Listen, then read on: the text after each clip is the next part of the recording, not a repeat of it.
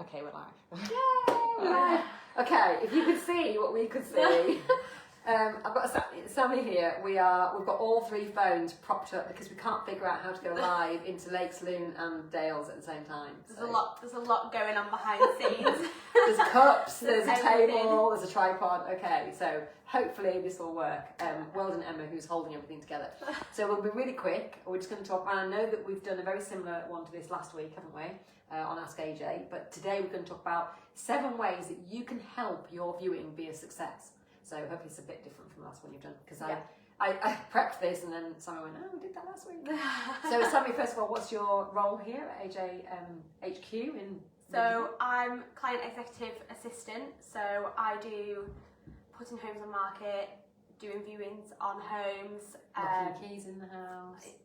We're not going to talk about that. We were going to talk about that today, but we're going to do that another day, and we'll explain about that. You haven't been here for very long, have you? No, just 3 months. 3 months. You've just got through 3 months probation with flying colours, and so back now to be or heading towards a client executive, which is very exciting. So a client executive has their own clients and looks after their own accounts, looks after their own sales, whereas an executive assistant is supposed to assist the executive. But actually you're doing really well. Yeah. You're working very independently, so good. We've got a lot of homes on the market at the moment. We've got 47 here in the Lakes. That's a lot of homes to do viewings on. A lot of homes coming to market as well. Yeah, and a lot of offers as well, because the market's really doing well. So we're going to just whip through these, because it is actually 5:26, so Emma and Sammy are staying late, and our cleaner Stella is about to burst into the room, I'm sure. Let's go through them one at a time. Number 1, make sure your home smells fresh. Anything you want to add to that? There's just nothing worse than getting into a house and being a bit like, well, what's that smell? Especially if a house isn't lived in and maybe you can smell damp or the heating hasn't been on for a while. Dustiness. You can smell it, so it's best to... Animals, if you've had animals in the house as well. Wet dogs in houses. You can definitely tell where the dog room is in the house.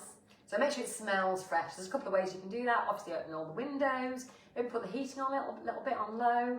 Even on a hot sunny day, the warm air and the cold air coming in makes for a really nice fresh smelling house.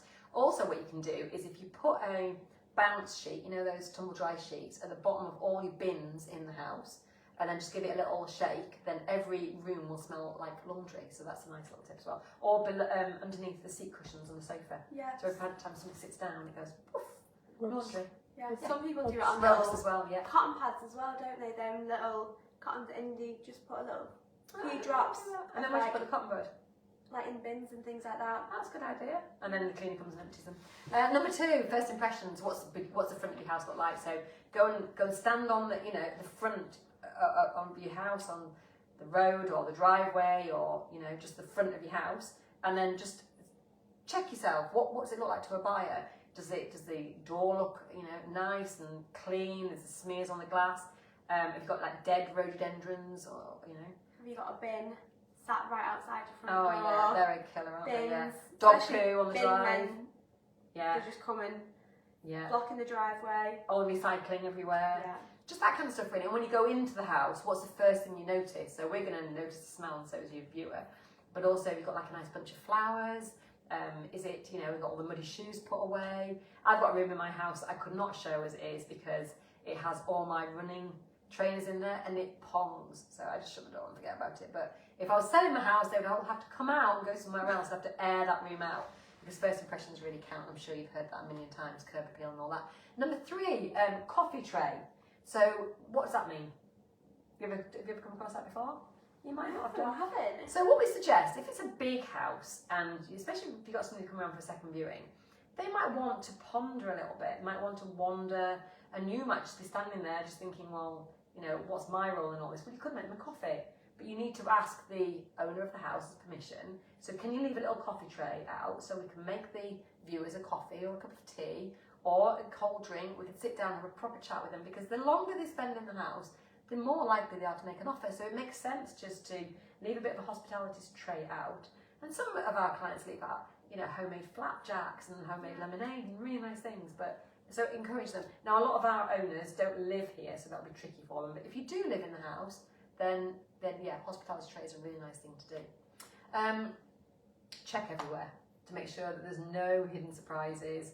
I mean, we've had to clean up goose poo from the front door of a house. I know that Hannah's had a horrendous experience with opening a Bellex and then having a plague of flies. Invasion. Yeah. We've had, cat poo or like half a dead mouse in a room. There's been all kinds of things. So, in fact, Phil went to see a house the other day, not one we're selling, one we're buying, and they've got a burst pipe.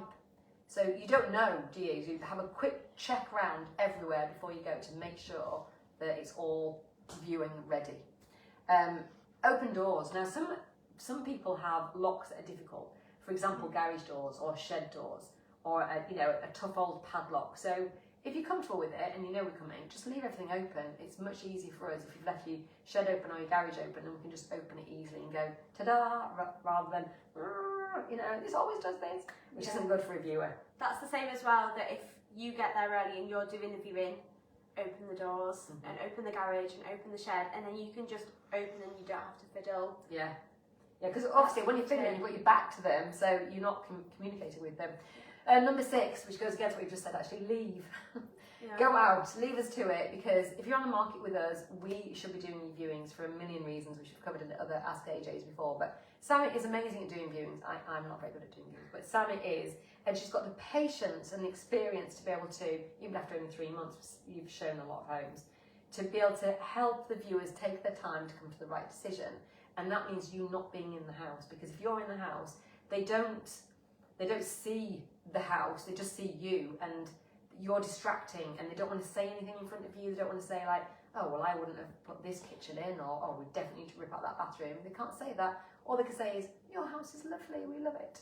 And they might not mean it. So Sammy can get under the skin of that and go, well, actually, you could knock these rooms into one if you want a bigger house, or, you can just tell them things that you wouldn't be able to say in front of a homeowner.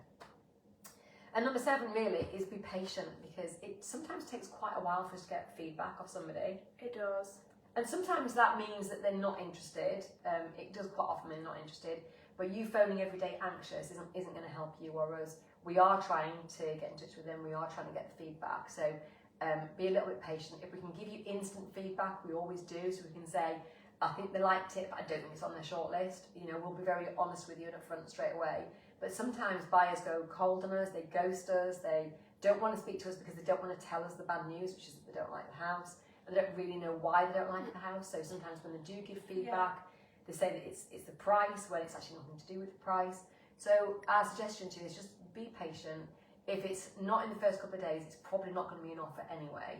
So us hounding the buyers because you're hounding us, it doesn't really help anybody. So just hard to do, I know, especially when you haven't had a viewing for a long time, but go away and be patient and leave us to do our job. Yeah, sometimes life just gets in the way as well, and everyone's just so busy doing everything. Like, if you ring them the next day, sometimes they're just like, oh, we just haven't had a spare 2 minutes to sit down and talk about it. So there's always that side of things as well, that everyone is just really busy. I think also the hospitality trade comes into that one, because what they probably needed was more time in the house. If they've got an hour in the house, which I know is a big ask for us and for Emma's just knocked over the right one, and for them, but actually that gives them more time to sort of bond with the house a little bit. Whereas if they're not feeling it and they've seen 10 houses after this house, then it's not going to be something at the forefront of their mind, is it? But they're probably now in the process of thinking, do they like it enough to have a second viewing? Would they put an offer in? And that all takes some cognitive time. And that's it. So make sure the house smells fresh. Check your first impressions, leave a coffee tray or hospitality tray, check everywhere to make sure there's no nasty surprises, open all the doors, especially the tough ones, leave and be patient. And that's our 7. Jenna did this the other day, she went 7, didn't she? Yeah. Oh, it was that 6. Ways of being a great homeowner to have a great viewing. So thank you, Sammy. Thank you. Right, Emma's going to have to turn them all off now, one by one. So I'm going to say goodbye for a really long time.